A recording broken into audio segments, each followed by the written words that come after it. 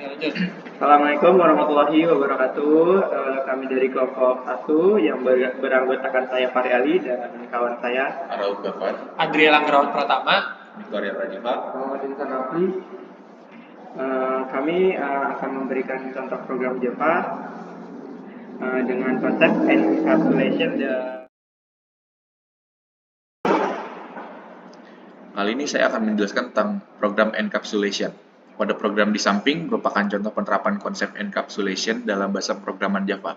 Kemudian ada kelas book. Kelas ini memiliki 3 atribut private, title, author, dan page. Dengan pendeklarasian atribut sebagai private, kita membatasi akses langsung dari luar kelas sehingga informasi dalam objek book tidak dapat diubah atau diakses secara langsung dari luar kelas. Konstruktor book digunakan untuk membuat objek book baru dengan memberikan nilai awal untuk title, author, dan page. Terdapat metode-metode getter, yaitu getTitle, getAuthor, dan getPage, yang digunakan untuk mengambil nilai dari atribut objek book. Kemudian terdapat pula metode-metode setter, yaitu setTitle, setAuthor, dan setPage, yang digunakan untuk mengubah nilai atribut objek book. Dengan menggunakan setter, kita dapat mengontrol bagaimana nilai atribut diubah, misalnya melakukan validasi sebelum mengubah nilai.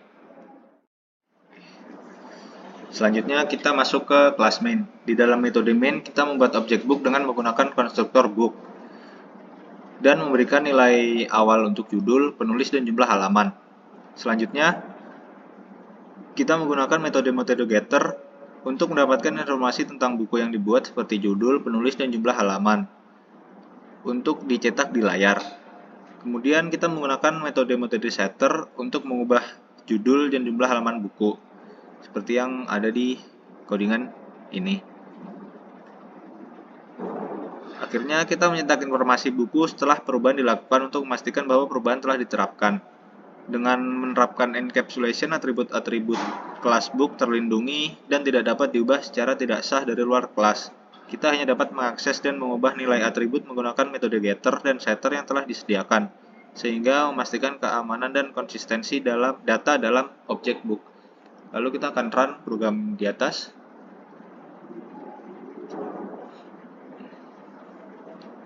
Maka hasilnya seperti ini. Ini adalah judul, penulis, dan jumlah halaman sebelum diubah. Lalu di bawahnya, karena kita menggunakan metode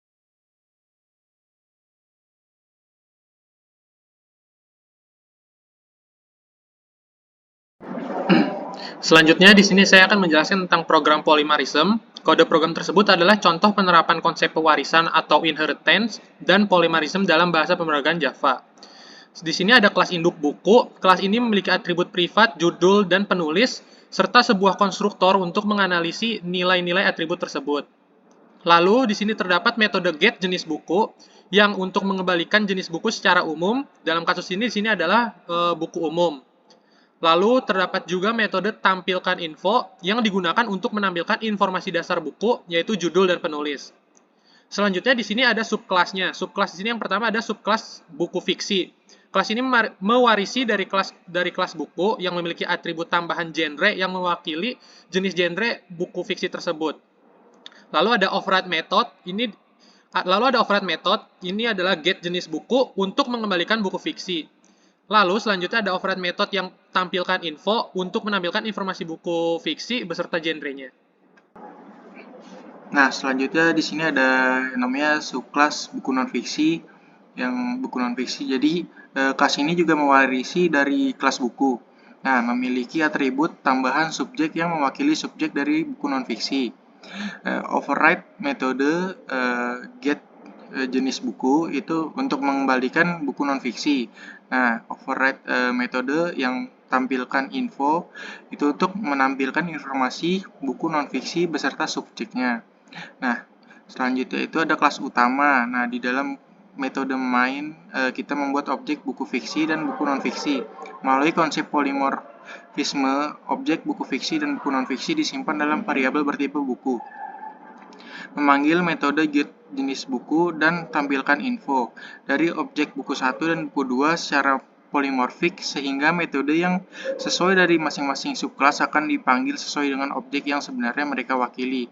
Nah, dengan menggunakan konsep ini, kita dapat membuat hierarki kelas yang memungkinkan untuk mempresentasikan hubungan antara kelas induk, yaitu superkelas, dan kelas turunan, yaitu subkelas, serta memanfaatkan polimorfisme untuk memperlakukan objek dari kelas keturunan secara umum sebagai objek dari kelas induknya. Ini membantu dalam pengorganisasian kode dan memungkinkan fleksibilitas dalam pemrogramannya. Nah, selanjutnya kita coba run.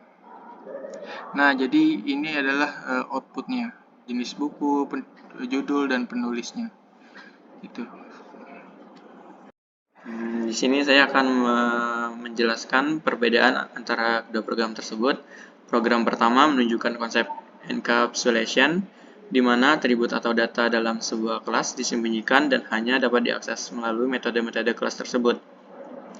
Pada contoh ini, kelas book memiliki atribut privat yang hanya dapat diakses melalui metode getter dan setter, sehingga kontrol terhadap akses dan manipulasi data dapat dilakukan dengan lebih baik.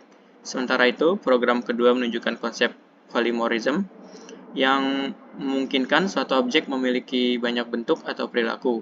Dalam contoh ini, konsep polymorphisme diterapkan melalui pewarisan kelas turunan dari kelas induk dan penggunaan variabel bertipe kelas induk untuk menyimpan objek kelas turunan.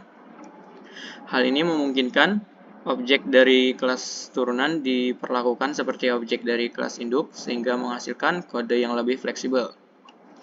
Kesimpulan dari kedua program ini yaitu memperlihatkan konsep-konsep penting dalam pemrograman berorientasi objek. Program pertama mengilustrasikan konsep encapsulation dengan menyembunyikan atribut-atribut kelas, memberikan akses melalui metode getter dan setter. Hal ini membantu dalam menjaga keamanan dan konsistensi data dalam objek, serta meningkatkan fleksibilitas dan modularitas kode dengan memisahkan implementasi detail dari pengguna kelas. Sementara program kedua menunjukkan konsep polymorphisme, di mana objek dari kelas turunan dapat diproses menggunakan variabel bertipe kelas induk. Ini memungkinkan fleksibilitas dan reusabilitas kode dengan memungkinkan penanganan yang seragam terhadap objek yang memiliki perilaku yang berbeda. Dengan polymorphisme, kita dapat menangani objek secara umum tanpa perlu mengetahui detail spesifik dari kelas turunan yang terlibat, sehingga membuat kode lebih mudah dimengerti dan dikelola. Dengan demikian, kedua konsep tersebut memainkan peran penting dalam pengembangan perangkat lunak yang baik dan efisien. Sekian dari kelompok kami, kurang lebihnya mohon maaf. Wassalamualaikum warahmatullahi wabarakatuh.